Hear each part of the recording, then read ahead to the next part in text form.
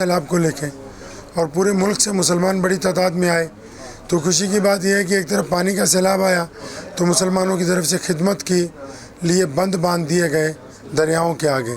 तो मैं समझता हूँ कि एक ऐसा ट्रेंड है जो सिर्फ पंजाब ही नहीं पूरे देश में चलना चाहिए। जहाँ कहीं भी मुल्क को ज़रूरत हो तो हम सबको चाहिए कि पहली सफ़ में जाके मज़लूमों की, ज़रूरतमंदों की हमेशा मदद करते रहें। देखिए, फ़लस्तीन के लिए भारत के मुसलमान तो फ़िलहाल दुआ ही कर सकते हैं क्योंकि वहाँ जाना मुमकिन नहीं है, लेकिन हमें ये चाहिए कि हम सियासी तौर पर एक मजबूत लाएअमल तय करें। हम जिस सियासी जमात से ताल्लुक़ रखते हैं, चाहे कोई मुसलमान भाजपा में है या कोई मुसलमान कांग्रेस में है, समाजवादी पार्टी में है या किसी भी बरसर इक़्तिदार पार्टी में है, उसको चाहिए कि अपनी पार्टी के जो राष्ट्रीय अध्यक्ष हैं उनको जाके मिलें और उनको बोलें कि हमारी पार्टी की तरफ से मज़लूम मुसलमानों के हक़ में पार्लियामेंट में आवाज़ उठाओ, ताकि हमारी हुकूमत जो है यूएनओ में जाके ये कह सके कि भारत के जो 26 करोड़ मुसलमान हैं वो फ़लस्तीन काज़ में हमदर्दी रखते हैं, इनके जज्बात उनके साथ जो है वो जुड़े हुए हैं इंशाअल्लाह। आने वाले इलेक्शन को लेकर मुसलमान कौन सी पार्टी से जुड़ना चाहिए? देखिए, ये तो आने वाले वक्त ही बताएगा, लेकिन पहले मुसलमानों को सियासी तौर पर बेदार होना बहुत ज़रूरी है। बरादरीवाद से ऊपर उठ के आपस में प्यार और मोहब्बत के साथ अगर चलेंगे तो अल्लाह ताला इनको इज़्ज़त अता फरमाए। जिस तरह से मुस्लिम सीटें आना चाहिए उस तरह से आ नहीं पा रही है, क्या कमी कुछ रह जाए? उसकी सबसे बड़ी कमी बरादरीवाद है। आप तो शादी भी बरादरी देख के करते हो, सीटें तो बहुत दूर की बात है। तो पहले अपने अंदर से बरादरीवाद जो ख़त्म कीजिए। नबी अलैहिस्सलाम को ये बात पसंद नहीं। बरादरियाँ सिर्फ शनाख्त के लिए कि पता लग जाए कौन कहाँ का रहने वाला है। बरादरियाँ फ़िरका परस्ती के लिए नहीं है, बरादरियाँ गुटबंदी के लिए नहीं है।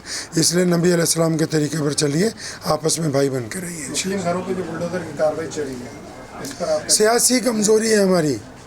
अगर हम सियासी तौर पर मुस्तहकम हो जाएंगे तो सारे मसले हल हैं, और जब तक आप सियासी तौर पर कमज़ोर रहेंगे तो कमज़ोर के लिए तो कोई कानून नहीं होता। प्लेटफॉर्म पर आना चाहिए कि नई सियासी जमात का कायम अमल मिलना चाहिए, क्या करना? देखिए, एक सियासी प्लेटफॉर्म तो बनाना ही पड़ेगा। जो लोग कहते हैं हमें चुनाव से कुछ लेना देना नहीं, वो खुदकुशी की बात है। जब तक आप विधानसभा में अपनी मौजूदगी दर्ज नहीं कराएंगे, पार्लियामेंट में अपनी मौजूदगी नहीं दर्ज कराएंगे, तो आपकी बात कौन सुनेगा?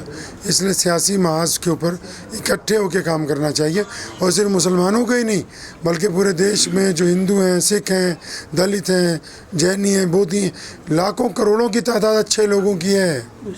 अगर आप ग्रास रूट पर जाएंगे तो मैं एक बात कहा करता हूँ कि ऑनलाइन तो हालात बहुत ख़राब है, ऑनलाइन हालात ख़राब है, लेकिन ऑफलाइन तो मुसलमान, हिंदू, सिख तो सब आपस में रह रहे हैं। तो ऑफलाइन हालात को और अच्छा कीजिए ताकि आपकी ऑफलाइन नुमाइंदगी होनी चाहिए इंशाअल्लाह। मुस्लिम पर्सनल की जो कारकर्दगी उस पर क्या आप मुतमईन हैं?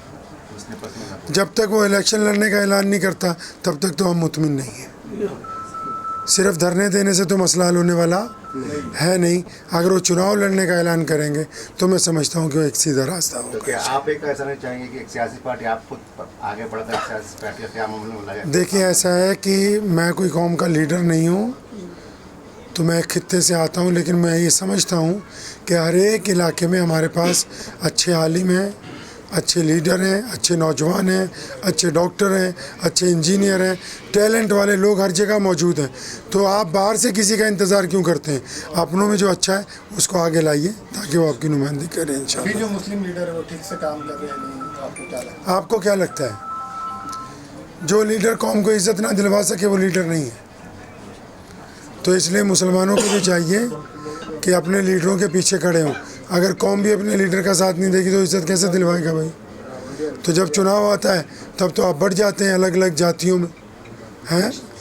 तो फिर आप किस तरह नुमाइंदगी अपनी दे सकते हैं?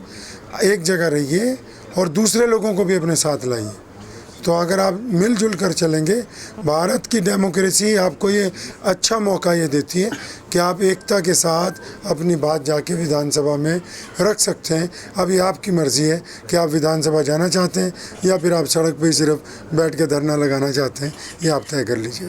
मुस्लिम नौजवान नशे की तरफ बहुत आगे बढ़ते जा रहे हैं, तो क्या आप उनको कोई काम नहीं ना बता रहे, इसलिए वो नशा कर रहे हैं?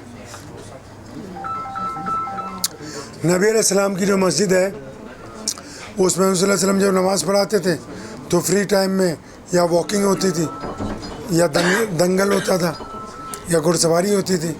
तो हमारी मस्जिदों में तो कोई भी नौजवानों के लिए कोई ना फुटबॉल का क्लब है, ना कोई उनके लिए कोई इंतज़ाम है, तो कुछ भी नहीं। तो हमको चाहिए कि मस्जिदों को सोशल लाइफ में अटैच करें, थोड़ा इनको जोड़ें उसके साथ। जब तक आप नहीं जोड़ेंगे तो नौजवानों को आप बदल नहीं सकते। अगर उनको नशे से बचाना है तो उनको शर्त लगाएं कि 5 वक्त नमाज़ पढ़ोगे तो हमारी मस्जिद के टीम के तुम प्लेयर बनोगे, कैप्टन बनोगे, और कल को कोई मैच जीतोगे हम तुम्हारा एजाज़ करेंगे और तुम्हें आगे लेके जाएंगे। तो हो सकता है कि उनकी कुछ रगबत जो है वो चेंज हो जाए।